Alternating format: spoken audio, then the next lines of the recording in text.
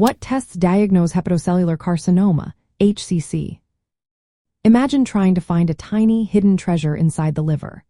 Doctors use a combination of tests to uncover hepatocellular carcinoma, the most common primary liver cancer.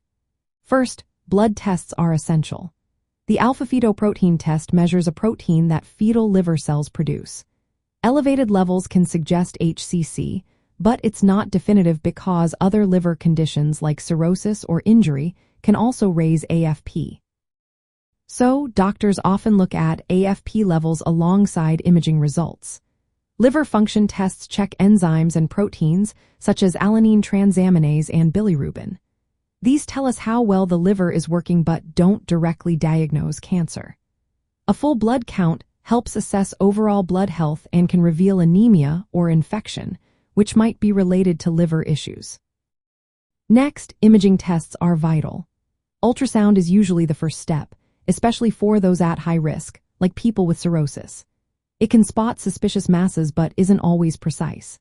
To get a clearer picture, doctors turn to computed tomography scans. These use contrast dye to highlight blood flow patterns. Hepatocellular carcinoma often shows a pattern called arterial phase hyperenhancement and washout in later phases, which helps identify it without needing a biopsy.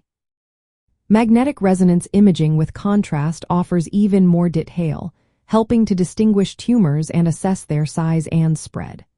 Sometimes, a positron emission tomography scan is used to check for cancer spread or recurrence, though it's less common.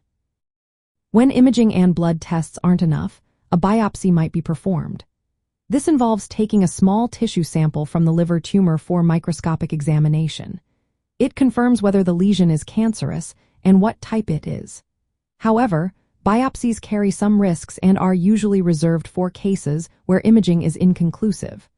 Alongside these tests, doctors will examine the patient physically and review medical history. Factors like hepatitis infection, alcohol use, or existing cirrhosis can raise suspicion for HCC. In practice, screening high-risk patients often involves regular ultrasounds and AFP tests. If abnormalities appear, more detailed imaging like CORT or MRI is performed. The combination of characteristic imaging features and AFP levels can often establish a diagnosis without the need for a biopsy. This approach aligns with current medical guidelines, emphasizing the importance of multiple tests working together to accurately diagnose hepatocellular carcinoma. If you or someone you know is at risk, it's essential to consult healthcare professionals who can tailor the diagnosis and treatment plan to the individual's needs. Remember, early detection can make a significant difference in managing liver cancer effectively.